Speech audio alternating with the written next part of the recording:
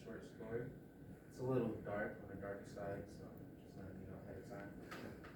It's titled My Satisfied Life. Okay. Why can't I have a feeling of self-satisfaction? I've done everything right. The school, the friends, the great job, and even the girlfriend. Yet, this feeling of incompletion in my life leaves a void in my heart. Like a big part of me is missing.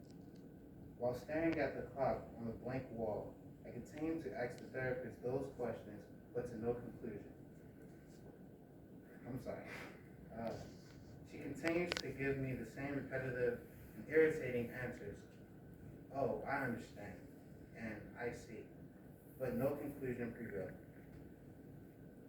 I decided to leave out of frustration. I don't know why I even bothered to try, I said to myself as I was walking towards my car. Sitting down and talking about my feelings was never a strong suit of mine. Such things felt so irritating and cringy to me. As I approached the car, I saw a guy holding a McDonald's cup, asking for change. As I got closer, he would soon remember me because of how every time I saw him, I would manage to give into his face of distress and give him $1 or two. This pattern continued even on this day, but this day would be my last. When I arrived at my house, I remembered that I had left my charm at the residential therapy building. This charm was a pocket knife. It spoke more wisdom to me than any therapy session would do. As if it was the wind. It spoke to me genuinely, but so strongly. I could not live without it, for it is the only thing that gives my life meaning. My father's dying gift to me. This is just great, I sarcastically say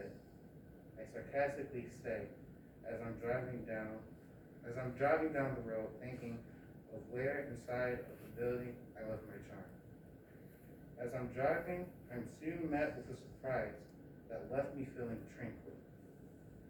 I stopped at a red light and I met with the same homeless man I gave money to earlier today. He looked very secretive, while another man walked up to him and gave him something in his hand. At this exact moment, I grasped the situation and knew exactly what was happening. The one way that I was helping in this world turned out to be making it worse, I said while feeling empty. I sat there and watched the dealer run back into the shadows until I was interrupted by a loud truck noise. I began to look up and was faced with a young girl that looked to be a teen to the right of me. She was crossing the street while on the phone and with headphones on, and didn't notice the truck going at least 50 miles per hour. I tried honking at her to grab her attention, but nothing. I couldn't think of a solution fast enough until it was too late. I found myself jumping out of my car and running as if it would be my last time I do it. And then I pushed the girl out of the way out of fear and anger for her careless actions. I turned to see the truck to the left of me, and then it was dark. I awoke in the street and realized I was missing my left arm. Though the girl whom I pushed was safe, she stood there crying as my motionless body sat there. I closed my eyes as if